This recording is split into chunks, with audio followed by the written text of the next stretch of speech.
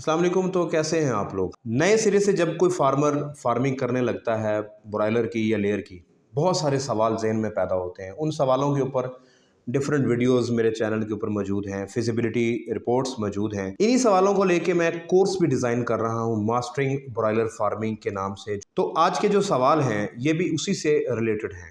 ये सवाल मुझसे मेरे पेड व्हाट्सएप ग्रुप में किसी ने भाई ने पूछे थे, और कि आप अगर नए सिरे से ब्रॉयलर फार्मिंग करना चाहते हैं तो आपको किन चीज़ों का ख्याल रखना चाहिए। आपने अगर बर्ड प्लेस करना है तो कितनी कैपेसिटी का शेड कितने बर्ड्स के लिए होगा, कितने वेंट्स होंगे, कितना पैड लगेगा, कितने पंखे लगेंगे, वाटर लाइन्स कितनी होंगी, छत कितनी रखनी है, पिलर्स का क्या डायमेंशन होगा। ये सारी चीज़ें हम आज की इस वीडियो में डिस्कस करेंगे। बेडिंग को डिस्कस करेंगे और बर्ड प्लेस करने तक सारी चीज़ों को आज की वीडियो में कवर करने की कोशिश करेंगे। अगर आप चैनल पर नए हैं तो चैनल को सब्सक्राइब करें, घंटी के बटन को आपने लाजमी प्रेस करना है। वीडियो पसंद आ जाते तो आपने इसको लाइक करना है। पहला सवाल उन्होंने लिखा है कि कितनी लंबाई का चौड़ाई का शेड होना चाहिए। देखें, पाकिस्तान में कंट्रोल शेड ज़्यादातर 15,000 कैपेसिटी से 30,000 कैपेसिटी तक बनाए जाते हैं। 15,000 कैपेसिटी का मतलब ये है कि वो शेड 200 फीट लंबा होगा और उसकी चौड़ाई होगी 50 फीट। अगर इसी को आप 400 फीट पे ले जाएं तो ये 30,000 कैपेसिटी का शेड हो जाएगा।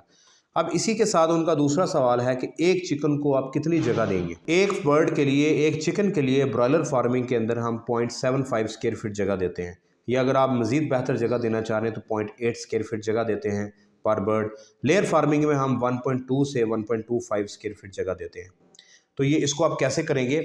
अगर आप कैलकुलेटर को अपने सामने रखें, अगर आपके पास 400 फीट लंबा शेड है, 50 फीट उसकी चौड़ाई है, तो ये 20,000 स्क्वायर फीट टोटल आपके पास जगह आ जाएगी। तकसीम करें इसको 0.75 के ऊपर तो आप इसमें 26,000 चूज़ा प्लेस कर सकते हैं। अगर यही 20,000 को आप तकसीम करें 1.25 के ऊपर तो इसमें आप 16,000 लेयर मुर्गी प्लेस कर सकते हैं। और इसी को अगर आप 20,000 को आप तकसीम करें 1.5 के साथ तो आप इसमें 13,500 गोल्डन मुर्गी प्लेस कर सकते हैं। तो आपको शेड का आइडिया हो गया। अब शेड की हम हाइट कितनी रखते हैं। कंट्रोल शेड में पाकिस्तान के अंदर हाइट रखी जाती है 8-9 फीट मैक्सिमम।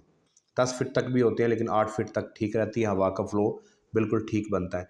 अगर आप लेयर फार्मिंग केज में कर रहे हैं तो उसके लिए 17 से 20 फीट हाइट होती है, क्योंकि उसमें केजेस लगते हैं और उसमें डायमेंशन चेंज हो जाती हैं। अगर आप फ्लोर के ऊपर कर रहे हैं गोल्डन मिस्ट्री है तो तब भी आप 7-8 फीट हाइट रख सकते हैं। दूसरा सवाल उनका है कि अब आपने शेड बना लिया, हम इसमें सपोज करते हैं कि आपने 400 बाय 50 स्क्वायर फीट का शेड बनाया है। इसके अंदर 26 से 27,000 चूज़ा प्लेस करना है। अब इसमें कितने पंखे लगेंगे। एक नॉर्मली 50 फीट का जो शेड है उसमें 54 इंच का फ़ैन लगता है जो आप स्क्रीन के ऊपर देख रहे हैं, और ये नॉब फैन भी लग सकते हैं और 10 भी लग सकते हैं। इसकी एक कैलकुलेशन है, जो कैलकुलेशन आपको किसी भी ब्रीडर की बुकलेट के अंदर आपको मिल जाती है, जो आप स्क्रीन के ऊपर देख रहे हैं। इस कैलकुलेशन के अंदर अगर आप अपने शेड का एरिया और टोटल बर्ड को जो रिक्वायर्ड CFM है वो आप लिखें तो आपके पास नंबर ऑफ़ फैंस आ जाते हैं। आप कैलकुलेशन में भी देख सकते हैं, आप अपने बर्ड की डायमेंशन के हिसाब से भी उसको एडजस्ट कर सकते हैं। अगर आपने उसमें 25,000 से ऊपर बर्ड प्लेस करना है तो 10 पंखे लगेंगे। अगर आप उसमें 20,000 से ऊपर परिंदे प्लेस करेंगे तो 8 फैन लगेंगे। वेंट्स की कैलकुलेशन इस तरह से है कि आप स्क्रीन के ऊपर जो देख रहे हैं ये वेंट, ये 22 इंच लंबाई होती है और ये 11 इंच तक ये खुल सकता है। ये दीवार के अंदर इस तरह से इंस्टॉल होता है जो आप स्क्रीन के ऊपर देख रहे हैं। एक वेंट से दूसरे वेंट के दरमियान फासला 8 से 10 फीट रखा जाता है। तो 400 फीट लेंथ अगर होगी तो उसमें अगर 10 फीट फासला रखेंगे वेंट टू वेंट तो 40 वेंट एक साइड पे आएंगे और 40 वेंट दूसरी साइड पे आएंगे। इसी तरह अगर आप पैड की कैलकुलेशन करना चाहें तो एक पंखे के लिए 80 स्क्वायर फीट जगह चाहिए होती है हवा खींचने के लिए पैड। तो अगर आपने 10 फैन लगाए हैं तो टोटल आपको 800 स्क्वायर फीट जगह चाहिए होगी। अब 800 स्क्वायर फीट जगह की कैलकुलेशन को आप देखें, स्क्रीन के ऊपर आप जो देख रहे हैं ये एक पैड है। ये पैड 50 फीट फ्रंट पे लगेगा क्योंकि आपकी चौड़ाई 50 फीट है शेड की, तो 50 फीट इसकी चौड़ाई हो जाएगी और इसकी जो ऊंचाई होती है वो 6.5 होती है। तो पहला जो फ्रंट आप पैड लगा रहे हैं वो 325 स्क्वायर फीट जगह देगा। तो हमें कितना चाहिए, हमें चाहिए 800 स्क्वायर फीट। तो उसके लिए हम ये करते हैं कि 50 फीट पैड हम सामने लगाते हैं, 40 फीट हम लेफ़्ट साइड पे लगाएंगे, 40 फीट हम राइट साइड पे लगाएंगे। तो 80 फीट जमा 50, ये हमारे पास टोटल 130 फीट का चौड़ा पैड हो जाएगा। मल्टीप्लाई बाय करेंगे इसको 6.5 उसकी जो हाइट है, तो ये अच्छा, नंबर ऑफ़ फीड्स लाइन्स में हम 50 फीट के शेड में 4 और 5 का फार्मूला भी रखते हैं, 3 और 4 का फार्मूला भी रखते हैं। यानी 4 लाइनें फीड की और 5 पानी की, या हम 3 लाइनें फीड की और 4 लाइन्स जो है ना वो हम पानी की लगाते हैं। अब एक जो लाइन है फीड की वो तकरीबन 390 फीट की होगी और उसके अंदर ऑलमोस्ट 160 फीट का बर्तन आएगा। 3 लाइनें अगर आप रखेंगे, मल्टीप्लाई करें 3 के साथ, तो आपकी 480 टोटल आपके पास वो आ जाएंगी। नॉर्मल कैलकुलेशन ये कहती है कि एक बर्तन कम से कम 50 से 60 परिंदों के लिए होना चाहिए। तो ये अगर आप इस हिसाब से कैलकुलेट करें, अगर आपने 30,000 परिंदा डालना है तो 30,000 परिंदे के लिए आप तकसीम करें 60 पे, तो आपके पास 500 बर्तन होने चाहिए। उसके लिए फिर आप 4 लाइन्स इंस्टॉल करेंगे फीड की। उन्होंने पूछा नंबर ऑफ़ लाइट्स कितनी चाहिए, तो लाइट्स हम हर 5 से 7 फीट के बाद एक लाइट इंस्टॉल करते हैं और 4 से 5 लाइन्स लाइट की होती हैं, ये सफिशेंट होती है। एक 25 से 30,000 कैपेसिटी का शेड होगा या 15,000 का है या 10,000 का, तो उसके लिए एक ही ब्रूडर लगता है और ब्रूडर बाहर इंस्टॉल होता है और उसकी डक्ट अंदर जाती है जो पूरे शेड में फैली होती है गर्म हवा के लिए। उन्होंने सवाल पूछा है कि सर्दियों के अंदर अगर आप मिनिमम वेंटिलेशन दें तो मिनिमम वेंटिलेशन का क्या रूल होना चाहिए। उसका सिंपल सा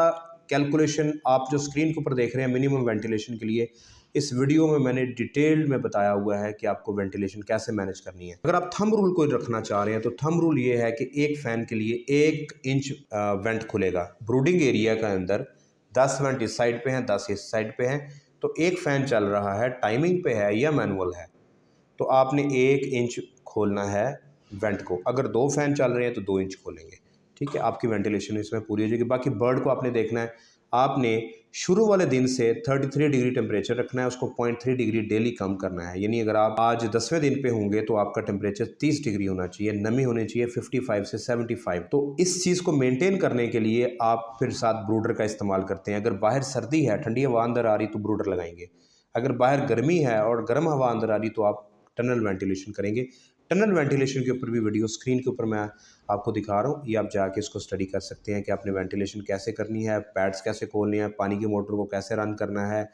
और ये वीडियोस का लिंक मैं वीडियो के एंड पे दे रहा हूँ, नीचे डिस्क्रिप्शन में आपको मिल जाएगा। फिर उनका सवाल है कि ब्रूडर को कितना हमने चलाना है। ब्रूडर टाइमिंग के ऊपर एडजस्ट होता है, आप उसको टेम्परेचर पे भी लगा सकते हैं, टाइमिंग पे भी लगा सकते हैं। ये आपके सुपरवाइज़र इस चीज़ को अच्छे से ऑब्जर्व कर लेगा कि मैं अगर भट्टी का टेम्परेचर 400 डिग्री रख रहा हूँ तो अंदर मेरा कितना टेम्परेचर सेट हो रहा है, या मैं उसको कितना टेम्परेचर दे रहा हूँ। टाइमिंग पे भी लगा सकते हैं, या आप टेम्परेचर 33 डिग्री टेम्परेचर शेड के अंदर रखना चाह रहे हैं तो ब्रूडर उसके मुताबिक चलेगा, फिर बंद हो जाएगा उसका ब्लोअर। पहले दिन से लेके आखिरी दिन तक चिक्स के ऊपर वीडियोज़ मौजूद है, कोर्स भी मैं इसके ऊपर बना रहा हूँ, आप वो भी देख सकते हैं, वीडियोस को भी देख सकते हैं। उन्होंने सवाल किया है जी, which things you should prepare before arrival. Arrival से पहले आपने शेड को वॉश करना है, उसको डिसइंफेक्ट करना है, बुरादा उसके अंदर आपने ब्रूडिंग एरिया प्रिपेयर करना है। दोनों तरफ ब्रूडिंग एरिया में 2 शॉपर लगते हैं, एक फ्रंट पे एक बैक पे, यानी एक पैड वाली साइड पे एक फ़ैन वाली साइड पे। फिर उसके बाद जहाँ बर्ड होगा वहाँ भी इंसुलेशन के लिए।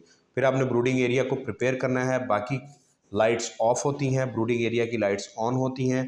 उसी एरिया में आपने वेंट्स खोलने हैं, फ़ैन चलेगा, वहीं से हवा आएगी, वहीं से आपने सारे ब्रूडर को मेंटेन करना है। जो आप स्क्रीन के ऊपर देख रहे हैं इस तरह एक ब्रूडिंग एरिया हमने उसको मेंटेन करना होता है।